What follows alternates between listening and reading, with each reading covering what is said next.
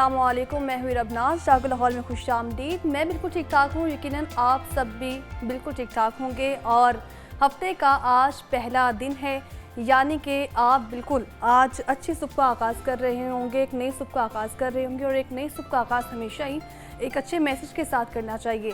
और चूँकि आज पहला दिन है हफ्ते का, और हफ्ते के पहले दिन ही बहुत सारी मनसूबाबंदी होती है, बहुत सारे मामलात होते हैं जिनको हम प्लान कर रहे होते हैं और लेकर चल रहे होते हैं। लेकिन साथ ही साथ जो इस वक्त मौसम की सूरत हाल हो चुकी है, तो इस मौसम की सूरत हाल के मुताबिक ही जो हमारे रोज़मर्रा के प्लान्स हैं उनको हमने तरतीब देने कि किस वक्त क्या काम करना चाहिए, क्योंकि बारिशों की भी पेशगोई की गई है। और हम बात कर लें कि इस वक्त पाकिस्तान में जो है वो मौसम की क्या सूरत हाल है, शुमाली इलाकों में क्या सूरत हाल है, तो जो पाकिस्तान के शुमाली इलाकों में हालिया सैलाबी रेलों और क्लाउड बर्स्ट ने जो तबाही मचाई है वो नाकाबिले बयान है। सैलाब ने केपी, बल्तिस्तान और इवन जो कश्मीर के इलाके हैं उनको भी बुरी तरह से मुतासर किया है। 350 से ज़ायद लोग जो है वो जाँ बाग हो चुके हैं, और लगभग जो 300 के करीब हालिया सैलाबी रेलों की वजह से लापता हैं। सैलाबी रेलें इस कदर शदीद है कि वो अपने रास्ते में आने वाली हर इमारत,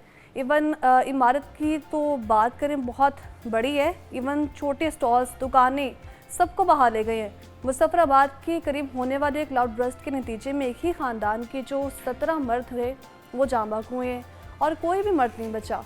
एक नस्ल सैलाबी रेले की नज़र हो गई है, जबकि बुनेर, बल्तिस्तान और अस्तूर में सूरत हाल भी जो है वो तकलीफ दे है। लोग अपने प्यारों को ढूंढ रहे हैं। इन खबरों के शोर में सबसे तकलीफ का जो पहलू ये है कि मौजूदा सूरत हाल में भी सोशल मीडिया पर अगर मैं बात करूं तो सोशल मीडिया में इस वक्त इस अलमिए पर कुछ जो टूर ऑपरेटर्स के ताज़ा तरीन इश्तिहारात चल रहे हैं कि आएँ और जो शुमारी इलाकों का हुस्न है उसको देखें। यानी कि अभी भी हम ये कोशिश नहीं कर रहे हैं कि बचाए एहतियाती तदबीर इख्तियार करें, अभी जो है वो ट्रैवल ना करें, बल्कि हम इस पर बढ़ चढ़ के हिस्सा ले रहे हैं और सोशल मीडिया पर जो है वो इस हवाले से इश्तिहारात भी जो है वो दे रहे हैं। इसीलिए जो शुमाली इलाकों में फ़िलहाल बिल्कुल सफ़र ना करें, ज़िंदगी है तो यकीनन सब कुछ है। इस मुश्किल वक्त में हुकूमत का साथ दें, सैलाब से जो मुतासिर लोगों की मदद करने के लिए हुकूमत का साथ दें, या फिर जो इमदादी इदारों की मदद करें, क्योंकि इस वक्त आप अपने बहन भाइयों की भी मदद कर सकती हैं जो सैलाब से बुरी तरह से जो है वो मुतासिर हुए हैं। ये वक्त जो है ये मुश्किल वक्त है, और ये वक्त उनके साथ खड़े होने का है। अल्लाह हम सबको अपने हिफ्ज़ ईमान में रखे। प्रोग्राम में आगे बढ़ते हैं और बात कर लेते हैं कि आजकल अक्सर मर्दों का जो पेट है वो बाहर निकला हुआ नज़र आता है। कुछ का वज़न जो है वो ज़्यादा होने से पेट बाहर निकला होता है, तो कुछ मर्द हज़रात वज़न कम होने के बावजूद पेट बाहर निकलने का शिकार होते हैं, जिसकी बुनियादी वजह गैर सेहतमंद खुराक का इस्तेमाल है। इसके अलावा उम्र बढ़ने, हार्मोन्स, अदम तवाज़ुन और ज़हनी तनाव जैसे अवामिल जो है मोटापे में अहम किरदार अदा करते हैं। जदीद दौर की ज़्यादातर ग़िज़ाओं में फ़ास्ट फूड और ज़्यादा कैलोरीज़ वाली ग़िज़ाएँ जो हैं वो मर्दों में मोटापे का बायस बनती हैं। तो इसी मौजू पर आज हम बात करेंगे कि अक्सर मर्दों का 35 या 40 साल की जो उम्र में पेट जो है वो निकलने की वजूहात क्या है, इस पर बात करने के लिए फ़िटनेस एक्सपर्ट रहमान अब्बास हमारे साथ मौजूद हैं। इस वक्त उनसे बात करते हैं। रहमान, वेलकम कहते हैं आपको जागो लाहौर में। कैसे हैं आप? Thank you so much. चूँकि बात कर रहे हैं हम कि अक्सर ही ख़ास तौर पर इसमें ख़वातीन की तो तादाद है ही, लेकिन जो मर्द हज़रात उनकी तादाद में भी इजाफा होता चला जा रहा है, तो इसकी रीज़न्स क्या हैं? काफ़ी ज़्यादा रीज़न्स हैं। पहली बात तो ये कि जो नॉर्मली हम काउंट करते हैं मेटाबॉलिज्म, ये जो प्रोसेस है उसको हम नहीं देखते। ठीक है। होता ये कि कहा ये जाता है, दो तरह के एक फ़िगर बनते हैं। एक फ़िगर ये बनता है कि अच्छा आफ्टर 30, अच्छा मेरी अब उम्र हो रही है, मुझे खाना हज़म नहीं हो रहा, मेरा वेट बढ़ रहा है। दूसरा ये होता है कि खाई जाते हैं, अपने अंदर स्टोर किए जाते हैं। तो कोई बात नहीं, खाने पीने की उम्र है, ज़िंदगी है, अब खा लें, जीना है, लेकिन आप वो खुद के इंजन को नहीं देखते कि उसका इंजन किस तरह का काम कर रहा है। आपका मेटाबॉलिज्म हमें पता होना चाहिए कि हमारे खुराक और तवानाई में तब्दील करने का, इस बात को हम नहीं देखते।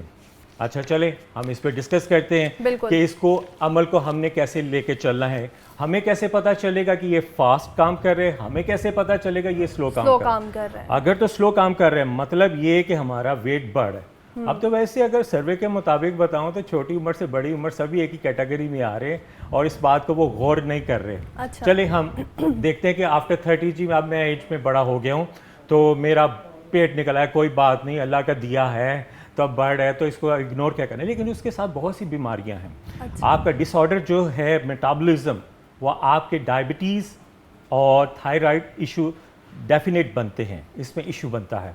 उसके बाद आपकी एज बड़ी नज़र आनी शुरू हो जाती है, आपका लीवर स्टमक डैमेज होना शुरू हो जाता है। आप लुक लाइक अगर 30 हैं तो लुक लाइक 40 45, फिर आप कहते हैं अच्छा यार मेरी तो उम्र बहुत बढ़ गई है, अब क्या करें, ठीक है अब चलना है, अल्लाह ताला ने नहीं, अल्लाह ताला ने दिया है, सब कुछ दिया है, उसका लेकिन उस पर हमने भी कुछ काम करना है। हरकत में बरकत है तो करना चाहिए। हम क्या करते हैं, अच्छा जी वहाँ चीज़ अच्छी खुली है, अच्छा वहाँ अच्छी खुली है, चलो ट्राई करें, गेट टुगेदर हो रहा है, दिस हो रहा है, दैट हो रहा है, तो ये चीज़ें हमारी उम्र को कम करती हैं। हम ये नहीं देखते कि हमारे साथ कौन कौन से लोग जुड़े, लेकिन नहीं, अच्छा ज़ुबान का मज़ा है, मज़ा आ रहा है बहुत ज़्यादा, मैंने भी खाना है। देखिए अगर मैं कंट्रोल कर सकता हूँ, अच्छा जो इन्फ्लुएंसर्स हैं, फिटनेस इन्फ्लुएंसर्स हैं, एंथुसियस्ट हैं, और जो हमारे आइडियल पर्सन्स हैं, अगर वो सब कर सकते हो, हम क्यों नहीं कर सकते? हमें करना चाहिए। रीजंस क्या बनती है, हमारा फूड बैलेंस में नहीं है, बहुत ज़्यादा ऑयली, फैटी, और जो हाई कैलोरीज जो है, जो टाइम लेते हैं, उनका इस्तेमाल ज़्यादा है। उसके बाद हमारा वर्कआउट की मैं अगर बात करूं तो यूनिवर्सल लॉ है, हम इसको चेंज नहीं कर सकते। अच्छा, एक कैटेगरी ये भी आती है 30-40 के बाद, हमें कोई शॉर्टकट तरीका बता दें, कुछ लगाने का तरीका बता दें, कुछ काटने का तरीका बता दें, लाइपोसक्शन बता दें, दिस एंड दैट बता दें, नहीं, कुछ भी नहीं है। ये लॉ है कि आपको वर्कआउट करना पड़ेगा। मेरे पढ़ने में आया था सर्वे में कि अमेरिका में आपका ये वर्कआउट वगैरह एक पॉलिसी बन रही है, आपको वर्कआउट करना पड़ेगा, क्योंकि फैट की रेशियो बहुत बढ़ती जा रही है। बिल्कुल। अगर आप ये समझते हैं कि 30-40 हमारी यही एज है, नहीं, आप खुद को खुद कम कर रहे हैं। उसकी रीज़न ये है कि अंदर के सिस्टम को आप देख नहीं रहे। अच्छा, आप देख रहे हैं कि फेस बड़ा अच्छा आ रहा है, अच्छा जी मैं ठीक हूँ, सारा कुछ ही हो, लेकिन इनसाइड क्या चल रहा है, फिर एकदम से ब्लास्ट होता है, बूम। तो रीजंस क्या बनती है, सिर्फ फेस पर वर्क कर लेना या फेस का ख्याल करना काफी नहीं, स्किन केयर काफी नहीं है, अपनी बॉडी पर भी वर्क करना है। अच्छा वो ठीक है, अच्छा जी फेस वॉश कर लिया, अच्छे नजर आ रहे हैं, सारा कुछ, लेकिन ये चीजें नहीं। आपका मेटाबॉलिज्म आपके सारे सिस्टम के साथ कनेक्ट है, आपका हार्मोन्स लेवल आउट होना शुरू हो जाए। जब आपका हार्मोन्स लेवल डिस्टर्ब हो जाता है तो आपके सारे सिस्टम में तब्दीली आना शुरू हो जाती है। कौन कौन सी एक्सरसाइज होती हैं, हम चाहेंगे आप परफॉर्म करके एब्डोमिनल करते हैं। अच्छा, एब्डोमिनल की मैं बात कर रहा था। एब्डोमिनल आपका ये नहीं कि सिर्फ पेट को, यार पेट को कम करना है, पेट को ही लेके चलना, नो। आपका एब्डोमिनल आपके चेस्ट, आपके अंडर आर्म्स, आपके ओब्लिक्स, आपके लव हैंडल्स, आपकी बैक और आपके थाइस के साथ कनेक्ट है। तो हम कैसे सिर्फ पेट को लेकर चलते हैं, हमने ओवरऑल बॉडी को देखना है, लेकिन हमारा प्राइमरी मसल हमारा एब्डोमिनल होगा। वार्म अप आपने कुछ बता देता हूं अगेन। फर्स्ट एक्सरसाइज आपने सीजर क्रॉस, आपने स्ट्रेट आर्म करना है। सेकंड आपने स्टेप करना है, ये मैंने आपको पहले भी आपके साथ शेयर किया हुआ है। वार्म अप मस्ट है, 5 to 10 मिनट्स, 3 सेट्स, 30 सेकंड्स के साथ आपने करना है। मैं चीज़ को इतना डिटेल से बताता हूं ताकि आपके लिए आसानी हो। अब हम वर्कआउट करते हैं। फर्स्ट एक्सरसाइज, पाँव को आपने जितना आप नॉर्मली वाइड कर सकते हैं, आपका नी, आपके फुट फिंगर सेम लेवल पे हों। इसी पोजीशन में आपने होल्ड करना है और दोनों हाथों को आपने बैक हेड पे ले जाना है और जोड़ लेना। नाउ राइट एंड लेफ्ट, ये स्लो डेमो में मैं आपको बता रहा हूँ ताकि आपको पता चले कि कैसे मूव करना है। ये नहीं कि एकदम से रिमान भी बता के चले गए और हमें बताया नहीं। ओके, दोनों हाथ बैक पे, now right and left move. अब इसमें मैं देखेंगे मेरा lower portion fixed, means engage. Second, मैं हिट किसको कर रहा हूँ, ओब्लिक्स मसल्स को, रिब्स एरिया को, एब्डोमिनल को। हमारा टारगेट ये है, लेकिन हमारे मसल सारे इन्वॉल्व हैं। Okay, right left, right left, right left. इसको हम स्टैंडिंग में भी कर सकते हैं, लेकिन वो इतना इफेक्टिव नहीं है। इसको मोर इफेक्टिव करने के लिए, एंगेज करने के लिए, अगेन चेयर शेप में जैसे आप अक्सर बैठते हैं। Okay, imagine, okay, right left, 15 reps आपने ईच साइड आपने करने। 10 to 20 सेकेंड्स आपने ब्रेक लेनी। सिर्फ आप पानी पी सकते हैं क्योंकि ह्यूमिड वेदर है। हम नेक्स्ट प्लान की तरफ चलें, वर्कआउट की तरफ चलें। फर्स्ट नॉर्मल पोजीशन ये होती है कि हमने कोई वाटर बॉटल, पाँव पोजीशन शोल्डर से थोड़े से बाहर, फ्रंट आपका स्ट्रेट, वाटर बॉटल आप होल्ड कर लें, नहीं विदाउट हैंड, अब मतलब आपने अगर पानी की बॉटल नहीं है, वेट नहीं है, तो विदाउट आप इसको ग्रिप कर सकते हैं, लेकिन आर्म्स आपके स्टिफ होने चाहिए बहुत ज़्यादा, कोर आपका टाइट होना चाहिए। पोस्चर की परफेक्शन बहुत इंपॉर्टेंट है, ब्रीदिंग, सर्कुलेशन भी, ये चीज़ें आपने साथ साथ नोट करनी है, डाउनलोड कर लीजिए, शेयर भी कीजिएगा। ओके, ये है नॉर्मल पोजीशन जो आपने बहुत ज़्यादा देखी होगी, right and left movement, wrist inside turn है, रिस्ट इनसाइड टर्न करूंगा मेरे अंडर आर्म पोजीशन तक जाएगा। ओके, लेकिन आज ये नहीं है, पोजीशन जाएगी राइट अप एंड डाउन, इसको straight, then again full range में हम इसको लेके चलेंगे। Okay, let's go. इसको 15 ई साइड करना है, 1 up and straight, again down, इसको रिदम के साथ। अब इसमें हमारा सेकेंडरी मसल हमारे आर्म्स आ गए, अगर फ्लैबी आर्म्स है तो चलें, शुक्र है कि वो भी कम होना शुरू हो जाएगा, थोड़ा सा बर्न भी तो करना है। आप मुझे बताएं कि बर्न कैसे होगा? ब्लड सर्कुलेशन होगी, स्वेटिंग होगा, फिर उसके बाद ये कम होना शुरू हो जाएगा, अदरवाइज तो नहीं जी, स्वेटिंग ही नहीं होगी, फ्लो ही नहीं करेगा, तो बर्न कैसे होगा? ओके, 15 ईच साइड, ये हाफ रेंज, लेकिन मैं आपको फुल रेंज बता रहा हूँ। 1 2 3 4, स्लोली, इसी को आपने रिदम में लेके चला, 1 2 3 4। अगर हाथ में पानी की बोतल होगी थोड़ा और अच्छा हो जाएगा, लेकिन आपने इसको विदाउट करना है, फिर आपने विद वाटर बॉटल या कोई वेट वगैरह लेके आप कर सकते हैं। ओके, थर्ड ट्रेनिंग, इसको कहते हैं हम मॉर्निंग क्रंचेस। जैसे आप मॉर्निंग में उठते हो, थोड़ी सी अंगड़ाई लेते हो, आप मसल स्ट्रेच करते हो, सेम लाइक, लेकिन ब्रीदिंग सर्कुलेशन, स्ट्रेट आर्म आप, ब्रीद इन, सांस को अंदर खींचना है, एब्डोमिनल में ब्रीदिंग सर्कुलेशन, सांस का लेना फ्लो करना बहुत इंपॉर्टेंट है, इसके बगैर आप पेट कम नहीं कर सकते। ओके, ब्रीद इन, मैं फ्लो में ज़्यादा करूँगा ताकि आपको पता चले, देन डाउन, अगर पेट होगा ना तो डाउन कम होगा, तो इसलिए इस बात की फिक्र नहीं करनी। मैं भी अभी यही सोच रही थी क्योंकि वो बेचारा रास्ते में आ जाएगा, कहाँ भाई तुम कहाँ आ रहे हो, तो इसलिए ओके, इसकी फिक्र नहीं करनी। वो आएगा यहाँ तक, आपका स्पाइनल एक्टिवेट हो गया, नीचे आते आपने फ्लो करना है, सांस बाहर निकालना है, ब्रीद आउट करना है। ओके, 1, आपने स्ट्रेच किया, अप किया, मीन्स कि अगर ये एब्डोमिनल ढीला है तो वो लिफ्ट अप होगा। आप स्ट्रेच नहीं करेंगे तो वो लिफ्ट अप नहीं होगा, इसको कहीं तो लगाना है ना, या इधर जाएगा या इधर जाएगा, तो इसलिए इसको लिफ्ट अप करना है ताकि वो स्ट्रेंथ में आए। Okay, 1, breathe in, breathe out, breathe in, breathe out, breathe in, breathe out. पाँव आपने वाइड करने, अगर आपके L4 L5 उसमें स्टिफनेस है, मेडिकल इश्यू नहीं, स्टिफनेस है किसी वजह से, तो वो भी ठीक होना शुरू हो जाएगी। आपका स्पाइनल सेंटर बोन बहुत इंपॉर्टेंट है, इसको इग्नोर ना कीजिएगा। फिर उसके बाद जो पेन और मेडिकेशन है उससे हम बचाना चाहते हैं आपको। बिल्कुल, अभी ये जो मैं एक्सरसाइज देख रही हूँ जो आप करके बता भी रहे हैं साथ साथ, बड़ा परफेक्शन से मैं डिटेल से बता रहा हूँ। लेकिन कुछ ऐसे भी लोग होते हैं जो कहते हैं कि डाइट भी ठीक जा रही है, एक्सरसाइज भी कर रहे हैं, लेकिन फैट जो है वो रिड्यूस ही नहीं हो रहा। अच्छा, उसकी जो कॉमन रीजंस है, ये ब्रीदिंग सर्कुलेशन इंस्ट्रक्शंस, ये जो पॉइंट मैं नोट करता हूँ यही है, यही ट्रेनिंग मैं करूँगा, पैक्स मेरे बनने शुरू हो जाएंगे, यही ट्रेनिंग आप करेंगे। अगर गलत करेंगे तो वो 500 600 रेपिटेशन भी करेंगे तो वो नहीं बनेगा। मेन ये है कि आपने सांस कब लेना है, होल्ड कब करना है, मसल स्टिफ कब करना है, ये टेक्निक है, इसको कहते हैं NOS, neurologically overload on your muscle. आपने मसल कॉन्सेंट्रेशन करनी है।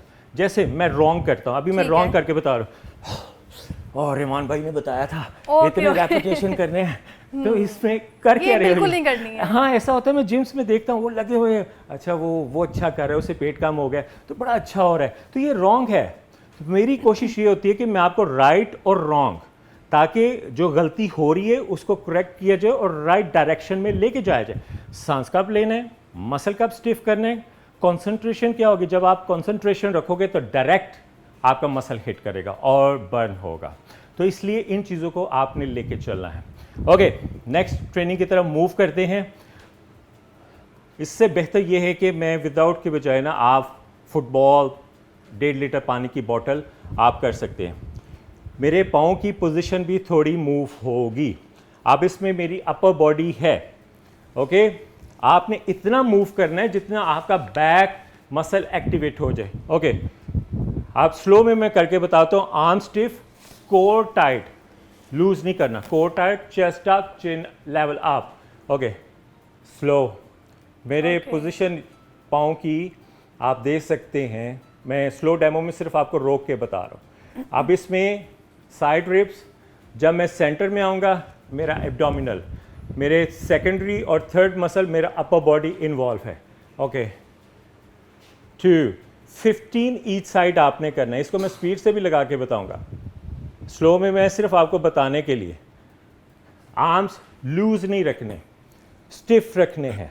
जैसे इसमें कोई राड है, कोई फुट फिक्स कर दिया हुआ है, सेम लाइक वॉक। 2, 2, 3, पाँव की मूवमेंट, 4, 4, 5, 5। और ये वर्कआउट कितने मिनट का होगा? टोटल कैलकुलेशन आप करोगे तो आपके 15 to 25 मिनट्स हो जाएंगे। 25 मिनट्स और सिर्फ 25 मिनट्स। Yes, enough. आप ये देखो कि आपने मेडिसिन का खर्चा, आपने जो अपनी ज़िंदगी को आगे लेके जा रहे हो, मैं आपकी ज़िंदगी बचा रहा हूँ, तो ये सारा प्रोग्राम किस लिए, ये सारा पैकेज किस लिए? सिर्फ आपको मेडिकेशन से और आपके बाकी अखराजात से दूर करने। और इसके अलावा खास तौर पे डाइट का भी ख्याल रखना है कि क्या खाना चाहिए, क्या नहीं खाना चाहिए, क्योंकि फास्ट फूड का इस्तेमाल बढ़ता चला जा रहा है, जो कि एक बड़ी वजह है फैट की। तो इस पे बात करने के लिए हमारे साथ स्टूडियो में मौजूद थे फिटनेस एक्सपर्ट रहमान अब्बास। बता रहे थे कि किस किस्म का वर्कआउट किया जा सकता है और किस किस्म की जो डाइट है उसका इस्तेमाल किया जा सकता है, और साथ ही साथ जो नींद है वो कितने घंटे लेनी चाहिए वो भी बेहद ज़रूरी है। रहमान, बहुत शुक्रिया आपका प्रोग्राम में आने के लिए। अपने अगले सेगमेंट की तरफ बढ़ते हैं, बात कर लेते हैं कि पाकिस्तान में इस वक्त हर 4 में से 1 जोड़ा बांझपन जैसे संगीन मसले से दो चार है। अब ना सिर्फ ख़वातीन बल्कि मर्दों में भी बांझपन के जो मसाइल हैं वो जन्म ले रहे हैं। इसके ना सिर्फ ख़ानदान बल्कि जो माशरती सतह पर भी काफ़ी मसाइल हैं। शादीशुदा जोड़ों को बहुत सी बातों का सामना भी करना पड़ रहा है और अभी भी कर रहे हैं।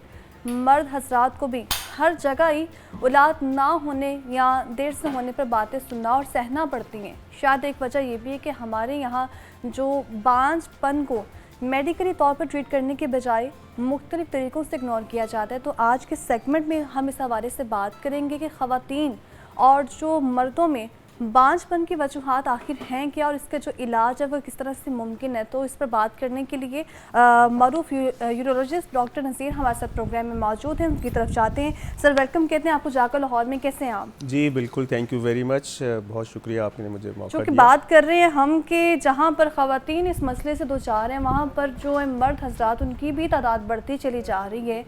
तो इसकी रीज़न्स होते क्या हैं, बेसिक रीज़न्स क्या हैं इसके? जी शुक्रिया।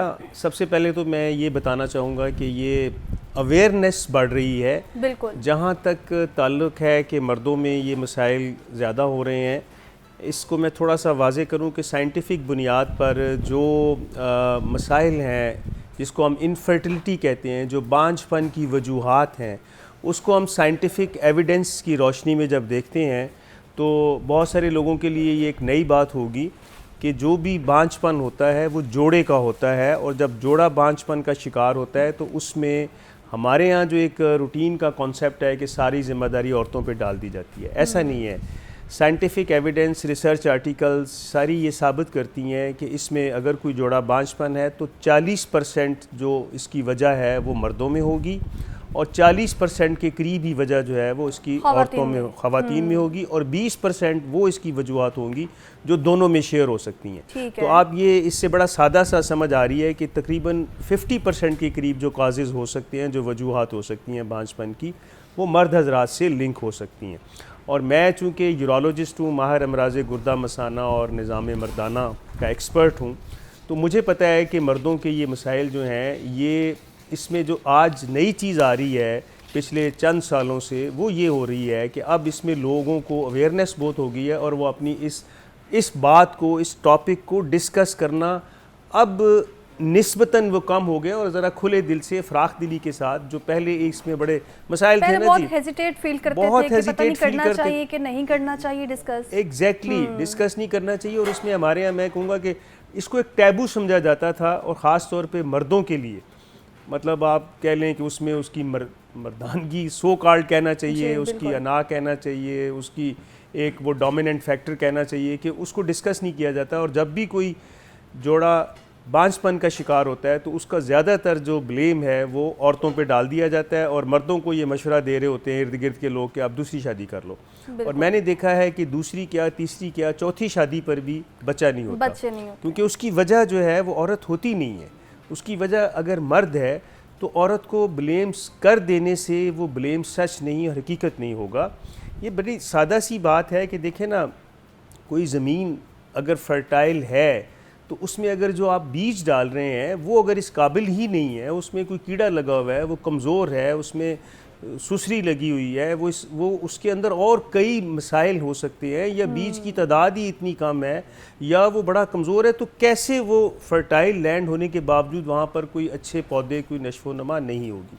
तो आसान ज़ुबान में ये समझना ज़रूरी है कि ये दोनों चीज़ों का, मर्दों का भी औरतों का भी, दोनों के जो निज़ाम हैं जिनको हम रिप्रोडक्टिव सिस्टम कहते हैं, और उसके साथ साथ जिनसी निज़ाम, जेनिटल सिस्टम, ख़ास तौर पे मर्दों का जो जिनसी निज़ाम है, जेनिटल सिस्टम है, उसमें भी अगर कोई ख़राबी होगी तो आप समझिए कि जो नस्ल का इर्तिका है वो रुक सकता है। तो अगर आपने जो दूसरी बात की है जी, वजूहात की तरफ आएँ, तो औरतों की वजूहात में इसमें बहुत सारी कॉमन चीज़ें जो हैं, उसमें एक तो मोटापा है, एक पॉलीसिस्टिक ओवेरियन डिजीज़ हैं, हार्मोन्स की प्रॉब्लम हो सकती हैं, माहवारी में इश्यूज़ हो सकते हैं। लेकिन मैं चूँकि यूरोलॉजिस्ट हूँ और निज़ाम मर्दाना का माहिर हूँ, तो मैंने जब जो बात ज़्यादा करनी है, इसके ऊपर गायनी वाले भी बात कर सकते हैं औरतों के हवाले से, लेकिन मर्दाना निज़ाम जिनसी में तो बात यहीं से शुरू हो जाती है कि सॉरी टू इंटरप्ट, बट मैं यहाँ ये जानना चाहती हूँ कि बिफोर मैरिज ही क्यों नहीं उसका ट्रीटमेंट करवाया जाता, या उम्र के किस हिस्से में मर्द को या औरत को मालूम होता है कि वो जो है वो माँ नहीं बन सकती या बाप नहीं बन सकता? ये आपने बहुत ही अच्छा सवाल किया है और मैं अप्रिशिएट करता हूँ। एक्चुअली देखें, जिस तरह हम बच्चों को ड्राइविंग सिखाते हैं, बच्चों को हम उठना बैठना सिखाते हैं, उनको बात करना सिखाते हैं, तो ये जो शादी है ये एक कॉन्ट्रैक्ट है जो लाइफ टाइम आपकी बॉन्डिंग है, और जहाँ से आपकी नस्ल आगे चलनी है। अब उस बात के लिए हम अगर एक महज़ब तरीके से बच्चों को एजुकेट नहीं करेंगे तो वो कहाँ से सीखेगा? वो मोहल्ले के सबसे लफंटर जो लड़का होगा या सीनियर या इस तरह की कोई फ़ीमेल हो सकती है, वो उसको वहाँ से सीखने को मिलेगा, और वहाँ से जो उसको सीखने का मिलेगा वो आम तौर पे नेगेटिव होता है। और फिर दूसरी, इतना ज़्यादा इसको दबा के रखा हुआ है हमारे माशरे में कि इसके ऊपर बात करना इतना मायूब समझा जाता है। मतलब ये क्यों नहीं बताया जाता है कि ये आपने ज़िंदगी गुजारनी अपने लाइफ पार्टनर के साथ, तो उसमें जो बेसिक एजुकेशन है वो पता होनी चाहिए। बिफोर मैरिज, जी बिल्कुल, आपने ये जो बात की है कि बिफोर मैरिज, यस, दुनिया के बहुत सारे मुल्कों में बिफोर मैरिज बाकायदा एक निज़ाम है, टेस्ट करवाए जाते हैं। और अगर खुदा न खास्ता कोई किसी को नफ्सियाती मसला है, वो मेंटली फ़िट नहीं है, सिक है, तो उसको पहले उसको फ़िट किया जाता है। इसी तरह अगर उसकी कोई मर्दाना सेहत में ख़राबी है तो उसको फ़िट किया जाता है। यहाँ आप देखिए हमारे यहाँ क्या कॉन्सेप्ट है कि अगर खुदा न खास्ता कोई लड़का या लड़की अगर किसी नफ्सियाती मसाइल का शिकार है, उसको कोई प्रॉब्लम्स हो रही हैं, तो एक आम कॉन्सेप्ट यह है कि अदा ब्याह कर दो। बिल्कुल, अब उसका ब्याह तो कर दिया, उसके साथ जो उसका पार्टनर है वो मेल है या फीमेल है, उसकी लाइफ भी ख़राब हो गई। बिल्कुल ऐसा तो ऐसा नहीं करना चाहिए। मैं इस बहुत बड़ा ये चैनल है, इसकी वसातत से ये ज़रूर एक पैगाम दूंगा कि वालदेन को सबसे पहले तो ये वालदेन की जिम्मेदारी है कि वालदेन जो है वो खुद अपने बच्चों को एजुकेट करें। माएँ जो हैं वो फीमेल, मैंने देखा है यहाँ पर माएँ निस्बतन ज़्यादा अच्छा रोल प्ले करती हैं, और हमारे यहाँ जो लड़कियाँ हैं उनको निस्बतन एजुकेशन अपनी माहवारी के हवाले से, अपनी और अज़वाजी ज़िंदगी के हवाले से निस्बतन ज़्यादा पता है, और लड़कों को पता नहीं क्यों इग्नोर कर दिया जाता है या लड़कों को ये बातें नहीं बताई जाती। इस वक्त वो बच्चों में बहुत बड़ी प्रॉब्लम। अब दुनिया के जो डेवलप्ड कंट्रीज़ हैं इंक्लूडिंग अमेरिका, वहाँ पे भी ओबेसिटी जो है वो बहुत बड़ा इशू है। तो हमें अपनी डाइट को मॉडिफाई करना डाइट को जो है वो बिल्कुल बेहतर करना है और उसी के बायस जो है वो इस मसले पर काबू पाया जा सकता है। जहां पर ख़वातीन की जो तादाद है वहीं पर मर्द हज़रात जो है उनकी तादाद में भी इजाफा होता जा रहा है। इस पर बात करने के लिए डॉक्टर नज़ीर साहब हमारे साथ प्रोग्राम में मौजूद है। सब बहुत शुक्रिया आपका प्रोग्राम में आने के लिए। अभी वक्त ब्रेक का, हमारे साथ रहिएगा।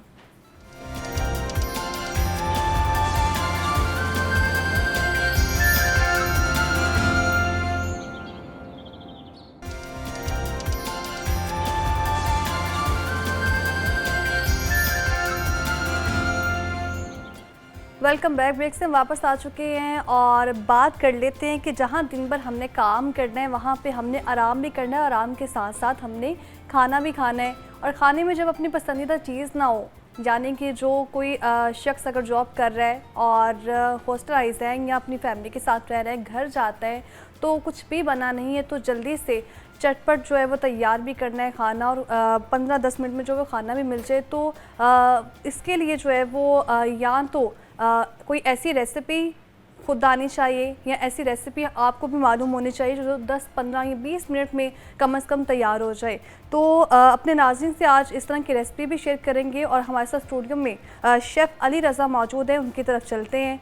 वो क्या लेकर आए आज खाने में बनाने के लिए और साथ ही साथ अपने नाज़रीन को बताएंगे किस तरह से जो है वो चटपट खाना तैयार किया जा सकता है। तो उनकी तरफ बढ़ते हैं। स्टूडियो में हमारे साथ मौजूद है, वेलकम कहते हैं शेफ़ अली रज़ा आपका प्रोग्राम में। कैसे हैं आप? वालेकुम सलाम, शुक्र अल्लाह का, अल्हम्दुलिल्लाह। क्या लेकर आए आज अपने नाज़रीन के लिए? आज हम बटर फ्राइड फिश बनाएंगे। ठीक है। तो उसके लिए हम सबसे पहले लेंगे फ़िश। फ़िश की ना स्किन आउट करनी है आपने। स्किन आउट करने के बाद उसके बाद आपने करना है मैरिनेट के लिए हम स्पाइस यूज़ करेंगे, वाइट पेपर, रेड चिली और उसके बाद यूज़ करेंगे हम क्रश चिली। ठीक है। तो इसको करना मतलब बैटर में। फिश की जो स्किन है वो आउट करना, ये उतारना ज़रूरी होता है? जी, स्किन उतारना ज़रूरी नहीं है, लेकिन बटर फ्राई फिश में स्किन उतारनी पड़ती है। ठीक है जी। तो इसके लिए हमने बनाया था बैटर, जिसमें कॉर्नफ्लोर, मैदा और वाइट पेपर। कौन कौन से इंग्रेडिएंट्स इस्तेमाल किए जा रहे हैं इसमें? इसमें फ़िश, ठीक है, बोनलेस लेनी है आपने। ठीक है। तो उसके बाद लेना है स्पाइस के लिए स्पाइसी यूज़ करनी है, red chilli, white pepper, black pepper, salt. जी। तो इसके बैटर में आप यूज़ करना है मैदा, कॉर्नफ्लोर और वाइट पेपर, नमक। ठीक है। अच्छा अली, चूँकि जैसे ही कोई शख्स जिसको खाना खाना है, घर जाना है, जॉब भी करनी है, सारी चीज़ें मैनेज करनी है और घर जाते ही सबसे पहले ख्वाहिश होती है कि टेबल पे खाना मौजूद होना चाहिए, चाहे वो बेगम ने बनाना है या माँ ने बनाना है या अगर उसने खुद भी बनाना है, हॉस्टलाइज है, तो जल्दी से जो है वो कोई ऐसी डिश हो उसके पास बनाने के लिए, ऐसी रेसिपी हो जो तो तैयार हो जाए। तो फ़िश की हम बात करें तो फ़िश में तो पहले ख़वातीन की मिथ होती थी कि इसको पहले नमक लगा के रखें, इसकी जो है वो बदबू या यूँ कह रही है छान जो है वो नहीं जा रही है, तो वो नमक वगैरह इसको लगाना ज़रूरी होता है? जी, आप तो जदीद टेक्नोलॉजी या वाइट विनीगर के साथ है, इसकी स्मेल बहुत जल्दी ख़त्म हो सकती है। ठीक है। वाइट विनीगर के साथ आप थोड़ा सा लैम्प पाउडर यूज़ कर लें या फ्रेश लैम्प यूज़ कर लें, तो बहुत जल्दी स्मेल इसकी ख़त्म हो जाती है। ठीक है। हाँ जी। तो अली जी, आप इसको बेक करके भी स्टोर कर सकते हैं, आप इसको मैरिनेट करके भी स्टोर कर सकते हैं। मैरिनेट करके इसको आप -5 टेम्परेचर पे 1 वीक के लिए स्टोर कर सकते हैं। थोड़ा सा निकाला आपने, बनाया डेली, तो आप जल्दी ब्रेकफास्ट किया और चले गए। तो इसका जो जब इसमें फ्रीज की हुई है, जब इसको हमने डीप फ्रोज करना है, तो इसका इनसाइड टेम्परेचर 30-35 होना चाहिए।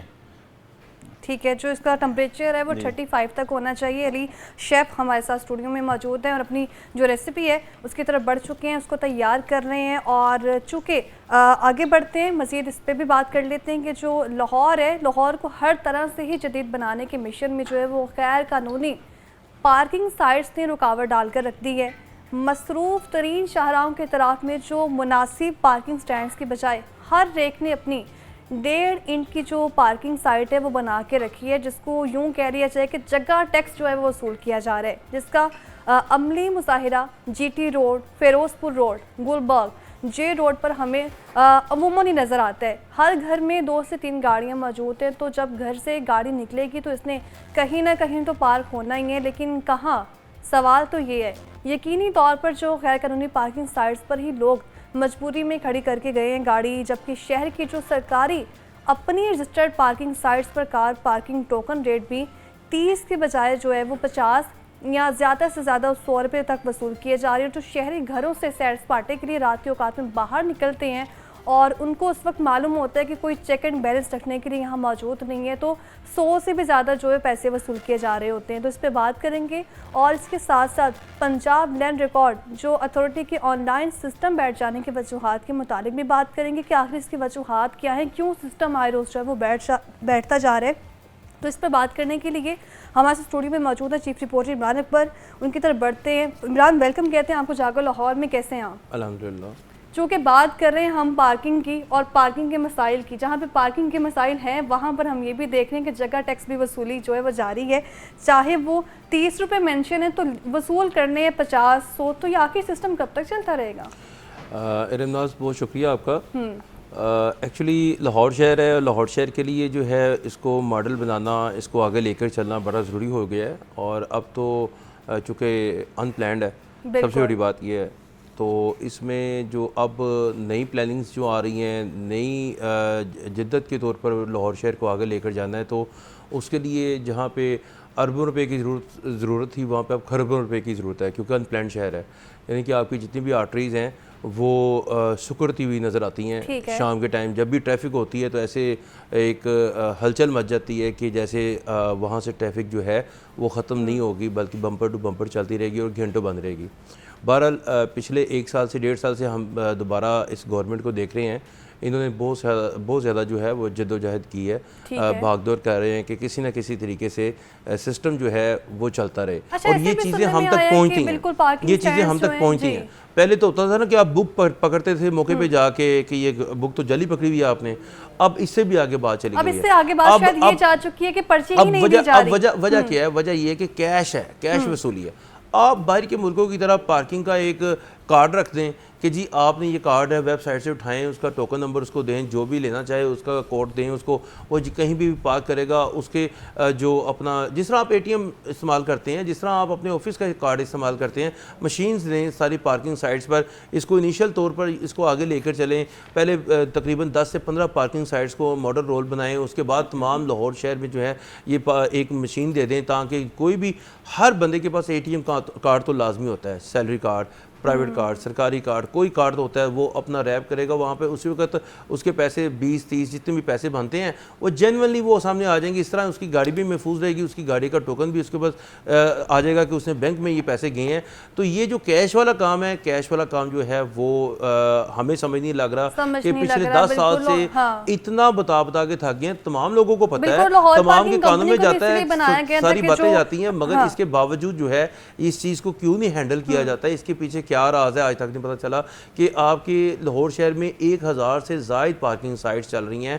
आपके बड़े हॉस्पिटल देख लें, निजी हॉस्पिटल देख लें, ये मैं आम बाज़ारों की पार्किंग साइट्स की बात नहीं करूँगा।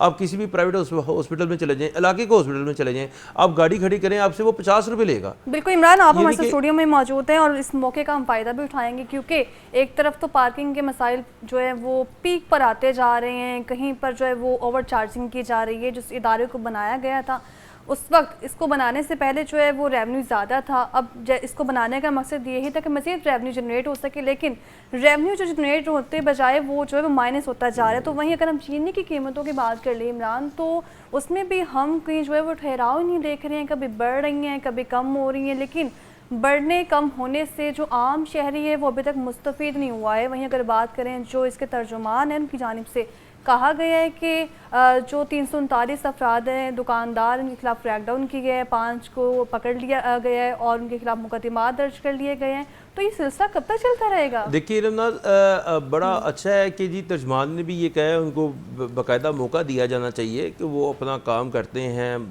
खुश असलूबी से काम करते हैं, रोज़ाना क्रैकडाउन करते हैं। इसका मतलब है कि दाल में काला है, चीनी महंगी बिक रही है, ग्राम फरोशी हो रही है और तमाम सिस्टम जो है वो हट के चल रहा है। तो इसका मतलब है कि अगर वो ये छापे मार रहे हैं तो ये काम हो रहे हैं और ये सारा सिस्टम जो है उसको जो है वो लोग जो हैं वो शहरी जो हैं हैजानी कैफियत पे मुब्तला होते हैं। देखें, मैं आपको ना किसी के घर की नहीं अपने घर की बात बताता हूँ। अच्छा। हमारे पास 2-3 स्टोर्स हैं, तो वहाँ पे 2 दिन पहले यानी कि हफ्ते की रात को चीनी लेने गए तो उन्होंने कहा जी चीनी नहीं है। अब ठीक है, दुकानदार के पास चीनी थी उसने चीनी नहीं दी, मगर बाद में उसने खुद ही घर भिजवा दी 2 किलो और पैसे वसूल किए। मगर मकसद ये कहने का है कि वो चीनी इसलिए नहीं बेच पा रहे कि 2 किलो चीनी, 1 किलो चीनी जो है उनको महंगी पड़ती है। अब मार्केट में जो चीनी है जो उसका रेट है वो 173 है, बिल्कुल, यानी कि आपने इस पे बेचनी है। अब अगस्त आ गया, आपका रेट फिर चेंज हो जाएगा, क्योंकि 15 अगस्त को ख़त्म होना था रेट, ये वाला आगे चला जाना था। अब देखें कितनी ज़्यादती है कि आपकी मार्केट में चीनी मौजूद है, उसको ग्राम फरोशी के तौर पे बेचा जा रहा है और जिसकी वजह से ये छापे बज रहे हैं। और ये मामला जो है वो तकरीबन पिछले 6 माह से चल रहा है। लेना, गिरफ्तारियां डाल फरवरी, देना, मार्च, अप्रैल, मई, जून, जुलाई, अगस्त, यानी कि ये 7वां माह है। ये फरवरी का मामला चल रहा है और आपकी चीनी थी 130 रुपये। आपकी जब आपस में सर्द जंग शुरू हुई तो 140, 150, 160, 170 और अभी भी 190 के दरमियान बिक रही है, जबकि उसका रेट 173 हुकूमत कबूल कर चुकी है। अब मकसद ये कहने का है कि स्टेक होल्डर्स को कौन पकड़े। अब ये तमाम जो अब देखें ना, आप चीनी बाहर से मंगवा रहे हैं 2 lakh metric ton, 2 lakh metric ton चीनी आप बाहर से मंगवा रहे हैं, जबकि आपका मुल्क जो है वो खुद कफील है और वहाँ पे क्रशिंग सीजन में चीनी ज्यादा आई और आपने चीनी उठाकर बाहर भेज दी। पर जो है वो दुकानदार भी जो है महंगी चीनी बेचने पे मजबूर इसलिए हैं क्योंकि उनको जब पीछे से ही चीनी महंगी मिलेगी, बोरी ही चीनी की महंगी मिलेगी, तो वो सस्ती जो है वो कैसे बेच सकती हैं। और साथ ही साथ जो शहर लाहौर में इस वक्त पार्किंग के मसाइल हैं जो कि पता नहीं कब हल होंगे। कई बार हम भी लाहौर न्यूज़ पे इस पर आवाज़ उठा चुका, जागो लाहौर के तवज्जो से भी आवाज़ उठाई जा चुकी है, लेकिन अभी तक जो है इस पर कहीं भी इम्प्लीमेंट होता नज़र नहीं आ रहा। और जो 216 पार्किंग पॉइंट्स हैं उनमें से 186 पर कब्जा जो है वो कुछ पर कर लिया गया है और बाकी हमारे पास कितने ही बचे हैं इस पर बात करने के लिए। चीफ रिपोर्टर इमरान अकबर हमारे साथ मौजूद है। बहुत शुक्रिया इमरान आपका प्रोग्राम में आने के लिए। अपने अगले सेगमेंट की तरफ बढ़ते हैं, बात कर लेते हैं कि पाकिस्तान में कुछ ऐसा महसूस होता है जैसे बैरून मुल्क जाने के लिए हर कोई जो है वो कोशिश कर रहा है। कहीं HEC तो कहीं मिनिस्ट्री ऑफ फॉरेन अफेयर्स के बाहर लंबी लाइनें इस बात की अक्कासी करने के लिए काफ़ी हैं कि जो माशी मुश्किलात से तंग लोग फौरी तौर पर बैरून मुल्क मुंतकिल होना चाहते हैं और उसके लिए उनकी जो जितनी भी जमा पूंजी है वो लगाई जा रही है, कोशिश कर रहे हैं, उन्हें बल्कि फ़िक्र नहीं होती कि कितने पैसे जो हैं वो हम खर्च किए जा रहे हैं, लेकिन अभी तक जो मसला है वो हल ही नहीं हो रहा।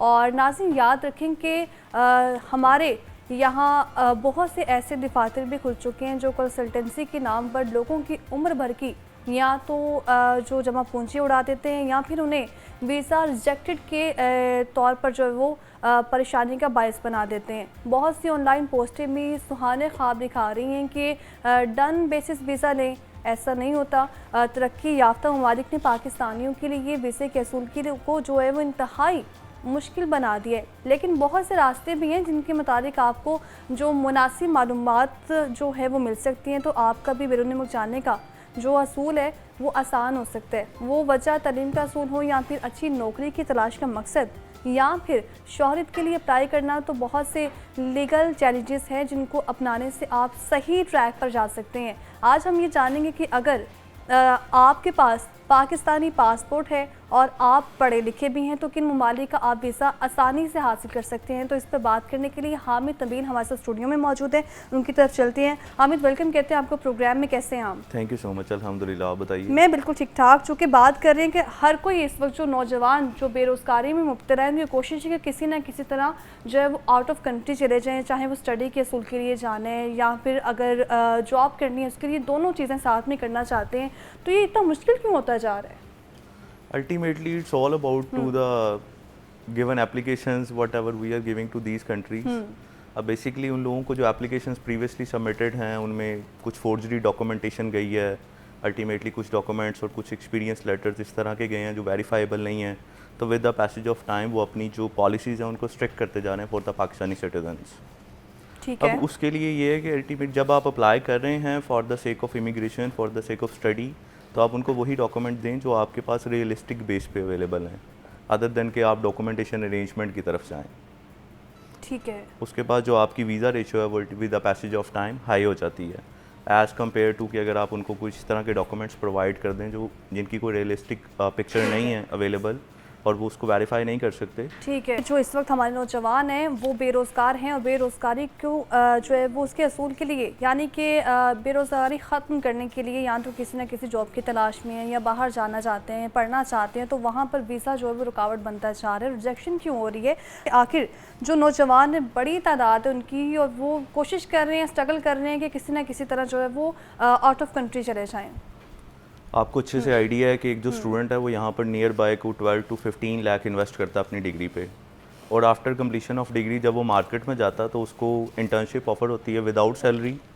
इन द सेम टाइम अगर उसको कोई सैलरी पैकेज ऑफर भी करता है तो वो बिटवीन 25,000 to 40,000 होता है, जो कि आजकल के एक मजदूर की जो इनकम है वो मोर देन 37,000 है, और जो क्वालिफाइड बंदा है उसको जो सैलरी ऑफर हो रही है वो as compare to market demand के अकॉर्डिंग बहुत लो ऑफर हो रही है। उसका रीज़न सिर्फ यही है कि यहाँ पर with the passage of time जो चीज़ें हैं वो काफ़ी कॉम्प्लिकेटेड होती जा रही हैं for the job market point of view. अब यहाँ पर जब लोग अपनी PKR जो सैलरी है उसको कन्वर्ट करते हैं डॉलर्स या पाउंड में, तो वो एक रियलिस्टिक फैक्टर देखते हैं, उसमें एक ह्यूज डिफरेंस है सच कि वो जब अपनी एक इनकम को आफ्टर अ मंथ कैलकुलेट करते हैं इन पाकिस्तान, और एक इनकम जो है वो per day UK, Australia, Canada, USA या यूरोप में उनको ऑफर हो रही है, उसके कंपैरेटिवली जब वो चीज़ों को ब्रॉडर विजन के साथ देखते हैं तो देन वो कहते हैं कि we want to move from here to the other countries, क्योंकि वहाँ पर उनकी डिमांड है, उनकी एजुकेशन की डिमांड है, उनकी टाइम की एक वैल्यू है, आपको वहाँ पर टाइमली मैनर्स में जो आपके साथ कमिट किया जा रहा है वो आपको डिलीवर किया जा रहा है। In the same time policies हैं, रूल ऑफ लॉ है, प्लस लिविंग स्टैंडर्ड्स हैं, तो इसलिए आपकी आजकल के यंगस्टर्स का जो मेनली कंसर्न है they want to move towards abroad. Canada और जो ऑस्ट्रेलिया है उसमें उस जैसे ममालिक में इमिग्रेशन का असूल आसान है, तो दूसरे ऐसे कौन से ममालिक हैं जिसमें ईजीली जो है वो इमिग्रेशन हो सकती है? New Zealand was giving the opportunity, in the same time USA ने एक अपॉर्चुनिटी क्रिएट की थी USA EB-2NIW के नाम से, जिसमें नेशनल इंटरेस्ट वेवर प्रोग्राम था। अगर कभी आपकी अचीवमेंट रही है during your qualification background and the employment background, तो आप उसकी बेस पे एक प्रॉपर प्रोसीजर है, एक लीगल चैनल है जिसके थ्रू आप अप्लाई करें, और अगर आपकी एक्सेप्टेंस हो जाती है, आपकी एप्लीकेशन एक्सेप्ट हो जाती है, तो you can migrate there as well. ठीक है, तो ये जो है वो रिजेक्शन जो होती है क्या रीजंस होते हैं, इस पे बात करने के लिए हामिद नबील हमारे साथ मौजूद है, जो कि वीज़ा के पॉलिसी के हवाले से मैं बता रहे थे कि, और साथ ये भी बता रहे थे कि जो स्टडी वीज़ा है उसको अप्लाई करने का तरीकाकार क्या होता है सही मायनों में। इस पर बात करने के लिए हामिद नबील हमारे साथ स्टूडियो में मौजूद है। हामिद, बहुत शुक्रिया आपका। एक बार फिर से जो है वो अपने शेफ़ की तरफ बढ़ते हैं। अली रज़ा हमारे साथ स्टूडियो में मौजूद है, उनसे जानते हैं कि अभी तक जो है वो कुकिंग का जो फाइनल टच है वो कहाँ तक पहुँचा है। जी अली। जी बिल्कुल रेडी है हमारी डिश, वाइट सॉस तैयार हो गई है। ये लेवल डन होगी डिश हमारी। ठीक है, तो ये देखें जी किस खूबसूरत अंदाज से इसको प्रेजेंट किया गया है शेफ़ की तरफ से। शेफ़ अली रज़ा इसको प्रेजेंट कर रहे हैं और यकीनन आपको जो इसको देख के अंदाज़ा हो चुका है कि कम से कम 20 या 15 मिनट इसको लग चुके हैं बनाने के लिए। 15 मिनट में ये बिल्कुल तैयार हो चुकी है। शेफ़ अली रज़ा हमारे साथ स्टूडियो में मौजूद थे। शेफ़ बहुत शुक्रिया आपका प्रोग्राम में आने के लिए। अभी वक्त हुए ब्रेक का, हमारे साथ ही रहिएगा।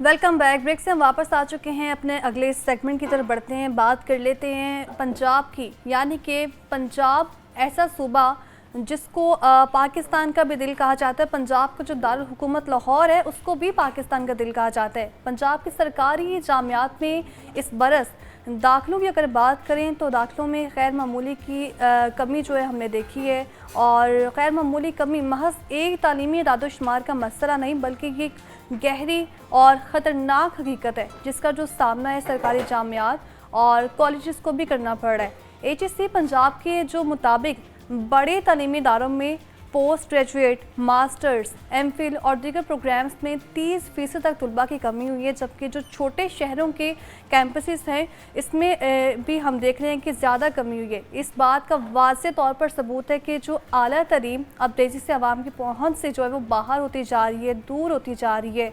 ये रुझान ना सिर्फ तालीमी म्यार में छुपे नकाइस को सामने लाया है बल्कि इसके समाजी ढांचे पर भी गहरे असरात मुरतब होंगे।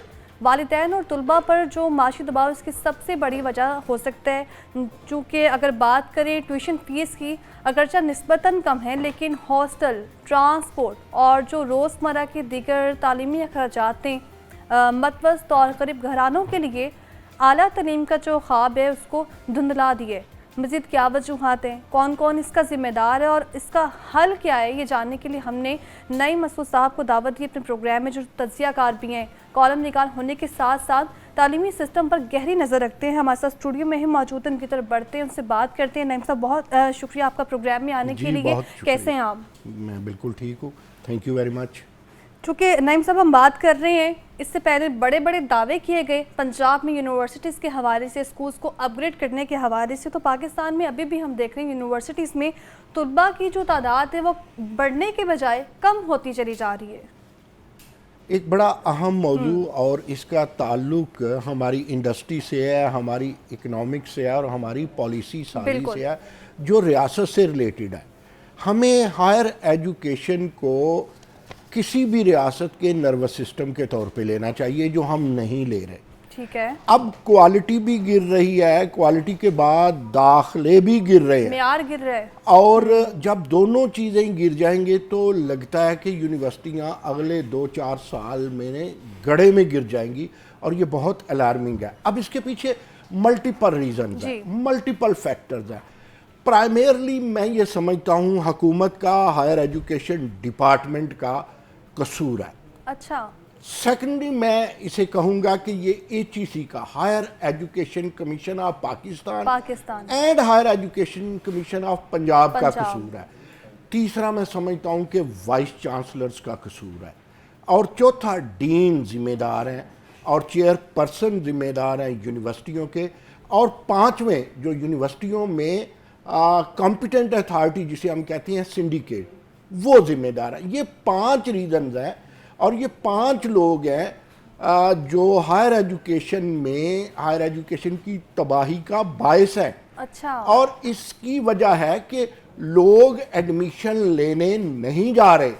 जब अप्लाइड आपके पास रिसर्च नहीं होगी, जब यूनिवर्सिटियों में क्रिटिकल थिंकिंग नहीं होगी, जब इंडस्ट्रियल लिंक नहीं होगा, जब आपका फुल प्रोफेसर है वो एक हफ्ते में अगर उसका देखें तो उसका जो तफवीज़ कार है काम का वो 1 घंटा पर डे है, 21वें ग्रेड का बंदा है, 4 लाख से ज़ायद तनख्वाह लेता है और वो फुल प्रोफेसर है, अगर उसके पास एडमिनिस्ट्रेटिव जॉब है कोई तो वो 1 घंटा भी पर डे नहीं पढ़ाता, यानी हफ्ते में 6 घंटे उसका वर्कलोड है। अब आप देखें, जब आप अपने यूनिवर्सिटियों में ना तो करिकुलम को अपडेट करेंगे, बिल्कुल ना आप अपडेट करेंगे अपनी क्वालिटी ऑफ एजुकेशन, ना लैब्स को अपडेट करेंगे, ना एंटरप्रेन्योरशिप को अपडेट करेंगे, तो फिर मुझे बताइए कि क्या लोगों का दिमाग ख़राब है कि वो यूनिवर्सिटी अपना कसीर सरमाया, अब मैंने कसीर का लफ्ज़ इसलिए बोला है कि आपकी जो सरकारी यूनिवर्सिटीज़ हैं जिन्हें हम पब्लिक सेक्टर यूनिवर्सिटीज़ कहते हैं, उनकी फ़ीस कम नहीं है। कल परसों मेरी 2-3 वाइस चांसलर से बात हुई, वो कहते हैं हम अपनी यूनिवर्सिटीज़ को चलाने के लिए 70% स्टूडेंट्स की ट्यूशन फीस से चलते हैं। इसका मतलब है मेरी जेब से चलते हैं, वो जो किसान है उसकी जेब से यूनिवर्सिटी चलती है, वो जो मज़दूर है उसकी जेब से चलती है। अगर वो अपने बच्चों को नहीं पढ़ाता तो मज़दूर का बच्चा मज़दूर पैदा होगा और वो यूनिवर्सिटियां नहीं चलेंगी। अब ये हुकूमत की ग्रांट्स कहाँ हैं? 2017 से HEC ने यूनिवर्सिटी को कोई पैसे नहीं दिए। वाइस चांसलर आप सिफारिशों पे जब भर्ती करते हैं वो 2 साल काम सीखता है, जिस तरह वो टेलर नहीं काज बटन सीखता है, जब उसे काज बटन का काम आ जाता है तो वो कहता है अब मैं अगला टेन्योर लूँ।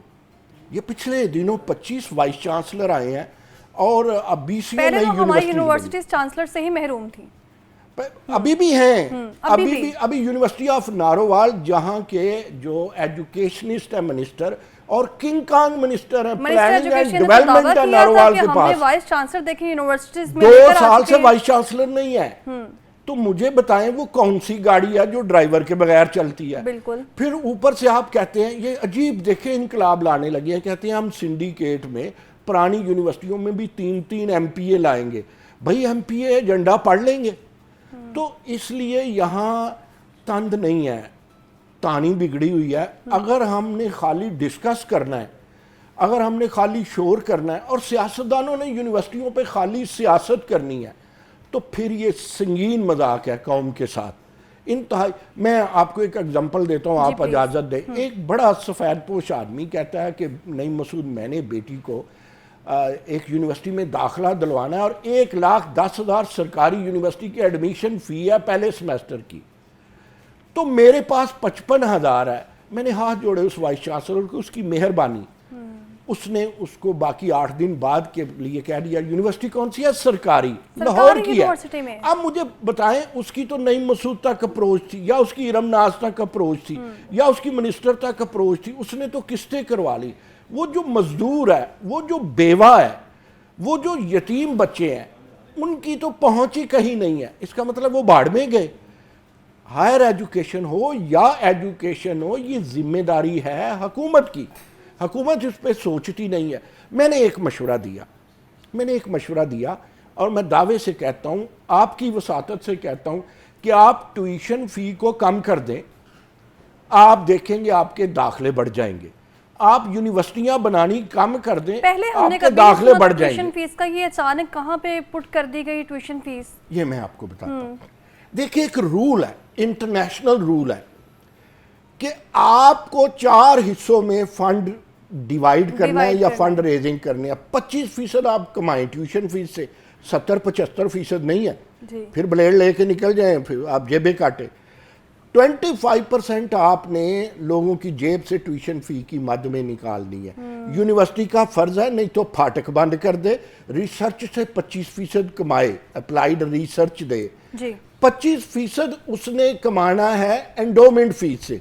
ये जो सब अदारों को अलहाक देते हैं, ये जो छोटे मोटे काम करते हैं, ये जो कंसल्टेंसी करते हैं, ये जो एंडोमेंट फीस आती है 25% इससे, 25% ग्रांट से। अब ये 4 सेग्रीगेशन मैंने आपके सामने रखी है। आप उठते हैं तो आप डाका डालते हैं गरीब आदमी की जेब में, उस मुल्क में जहां की आबादी मोर देन 50%, हाय हाय, खत्ते अफलास से नीचे। तो नईम साहब, हम ये समझें कि जितने भी इदारे इसमें यूनिवर्सिटीज़, स्कूल्स मौजूद हैं जो ट्यूशन फीस वसूल कर रहे हैं, इंडोवमेंट फंड वसूल कर रहे हैं, तो क्या वो स्टूडेंट्स और उनके वालिदैन की जेब से ही जा रहे हैं? फिर वो दहशतगर्दी कर रहे हैं मेरे गरीब आवाम के साथ।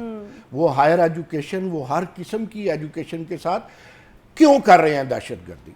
अशराफिया के बच्चे, अशराफिया किसे कहते हैं? ब्यूरोक्रेसी को। अशराफिया किसे कहते हैं? MPA MNA को। अशराफिया किसे कहते हैं? ये यूनिवर्सिटी का जो डीन बना है, जिसे कई 100 लीटर पेट्रोल मिलता है और गाड़ी मिलती है। मुझे नहीं समझ लगती कि डीन को इतना प्रोटोकॉल देने की ज़रूरत क्या है, और एक भी क्लास नहीं पढ़ाता उसके बच्चे। और एम्बेसडर्स के बच्चे जब ये यूनिवर्सिटी नहीं जाएंगे, वो यूनिवर्सिटी की नब्ज़ पे अशराफिया का, हुकूमत का, पीपल्स पार्टी का, मुस्लिम लीग नवाज का, PTI का हाथ नहीं जाएगा। उन्हें पता नहीं कि अदारों में क्या क्या पकवान पक रहे हैं, तो मुझे बताएं वो उसकी बेहतरी के लिए खाक करेंगे। हर बड़े प्रोफेसर का, हर बड़े आदमी का बच्चा अब पब्लिक सेक्टर, जिसे आप सरकारी यूनिवर्सिटी कहते हैं, वहाँ बिल्कुल नहीं जाता। अब जब वो मुंह नहीं करेगा सरकारी यूनिवर्सिटी की तरफ, तो लोगों को क्या पता चलेगा? अच्छा, धड़ाधड़ बना रहे हैं, काने काछे बनानी है, नारोवाल बनानी है, चीचों की मलियां बनानी है, त्रिगड़ी बनानी है, रूप, मतलब आपने गाँव यूनिवर्सिटी बनानी है और उसकी कोई ओरिएंटेशन नहीं। भाई केड़ी बनानी है? एग्रीकल्चर की बनानी है, एनिमल साइंसेस की बनानी है, ये कौन सी बनानी है? अब हम देख रहे हैं कि यूनिवर्सिटीज़ में मज़ीद डिपार्टमेंट ऐड किए जा रहे हैं। स्पेस है ये नहीं, इवन छोटा भी अगर उनके पास डिपार्टमेंट मौजूद है, चाहे वो 1 मरले का डिपार्टमेंट है, वहाँ पर हमने ज़राअत का जो है वो डिपार्टमेंट बना दिया है, या नहीं मज़ीद हमने यूनिवर्सिटी, एक प्रॉपर यूनिवर्सिटी नहीं बनानी। अगर इजाज़त दें, एक मरसिया सुनाऊं जी। मरसिया ये है कि आप तो इस साल कह रहे हैं ना, कौम अब जागी है। अल्लाह करे कि आप जगाते हैं रोज़ कौम को, ये कौम जागी रहे। पिछले साल एक यूनिवर्सिटी का सैकड़ों एकड़ में एग्रीकल्चर डिपार्टमेंट है, उसमें 32 या 36 दाखिले हुए। फैकल्टी पता है कितनी है? 72। आपकी कश्मीरियात में कोई दाखिला ही नहीं होता पंजाब यूनिवर्सिटी में। फैकल्टी कितनी है? 10 से तो जायद होगी।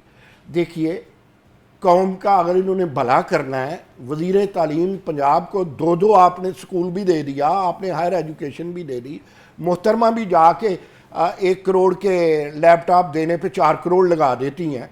तो इन सब चीज़ों का आपने अगर भलाई करना है तो इन्हें कहें भाई अपने आप को इम्प्रूव करें। एक ऐसी में यूनिवर्सिटी, बड़ी बड़ी बम्बू काट यूनिवर्सिटी आपके पंजाब की, पंजाब को अपने दिल का है ना, बिल्कुल, और लाहौर को भी दिल का है, बिल्कुल। तो दिल को तो आप कार्डियक अरेस्ट पे ला रहे हैं रिगार्डिंग द हायर एजुकेशन। 1 साल उसके वाटर टैप बंद रहे केमिस्ट्री डिपार्टमेंट की एक लैब के जी। आप फांसी नहीं ले लेनी चाहिए उस वाइस चांसलर को। कहाँ है वो इंतजामिया? और केमिस्ट्री डिपार्टमेंट वो होता है जिसको मेडिकल में धक्का मिल जाए या इंजीनियरिंग में कोई लिफ्ट ना मिले तो वो कहता है चलो केमिस्ट्री में मास्टर कर लेती है। तो उससे तो मुझे बताइए, जब यूनिवर्सिटी में इंटरनेशनलाइजेशन नहीं मिलनी, कंसोर्शियम डेवलपमेंट नहीं है, तो फिर मेरा बच्चा और आपका भाई जो हमारे बचे खुचे 4 आने हैं, जिससे हमने पता नहीं उसकी शादी करनी है या हमने अपनी खोरदोनोश पे इस्तेमाल करनी है, तो उस पर ज़ाया करने के लिए हम यूनिवर्सिटी भेज दें। इससे बेहतर नहीं कि हम कुछ बेच के उसको प्राइवेट यूनिवर्सिटी में पढ़ाने, कम से कम तालीम तो देंगे। ये फिर जो अभी रेशो सामने आई है कि स्टूडेंट्स की तादाद ही कम होती चली जा रही है, तो एचईसी जो है मोर देन 30%। एचईसी जो है सरकारी जामियात के हवाले से तब्दीली पर क्या काम कर रहे हैं? फिर काम कर रहे हैं, बहुत अच्छा काम कर रही है यूनिवर्सिटी। एम्प्लॉयमेंट एक्सचेंज बनाए हुए हैं, मासी के पुत्र को, फूफी के पुत्र को नौकरी देते हैं, अपने बच्चे को नौकरी देते हैं, पढ़वाते बाहर से है, हुक्मरानी हम पे करवाते हैं। मेरी तालीम से मजाक हो रहा है। पंजाब की जो सरकारी जामियात है उसमें आए रोज हम देख रहे हैं कि रेशो जो है वो कम होती चली जा रही है। यूनिवर्सिटीज़ जो हैं वो स्टूडेंट्स जो पढ़ना चाह रहे हैं उसके मुताबिक नहीं, उनको जो है वो या तो डिपार्टमेंट्स ही मौजूद नहीं है यूनिवर्सिटीज़ में, अगर हैं भी तो स्टूडेंट्स की रेशो बहुत कम होती है, जिसकी वजह से वो एडमिशन नहीं ले पाते हैं, और ना चाहते हुए भी किसी और डिपार्टमेंट में उनको एडमिशन लेना पड़ता है। इस पर बात करने के लिए जो नईम मसूद हमारे साथ मौजूद थे, तज्ज़ियाकार भी हैं, और साथ ही साथ तालीमी सिस्टम को किस तरह से जो बेहतर किया जा सकता है इस पर बता रहे थे कि इस वक्त जो मौजूदा हुकूमत है उनको किस तरह से इसको बेहतर करना चाहिए। इस पर बात करने के लिए नईम साहब हमारे साथ प्रोग्राम में मौजूद है। सर बहुत शुक्रिया आपका, हमें दीजिए इजाज़त, कल फिर से मुलाकात होगी। अल्लाह हाफ़िज़।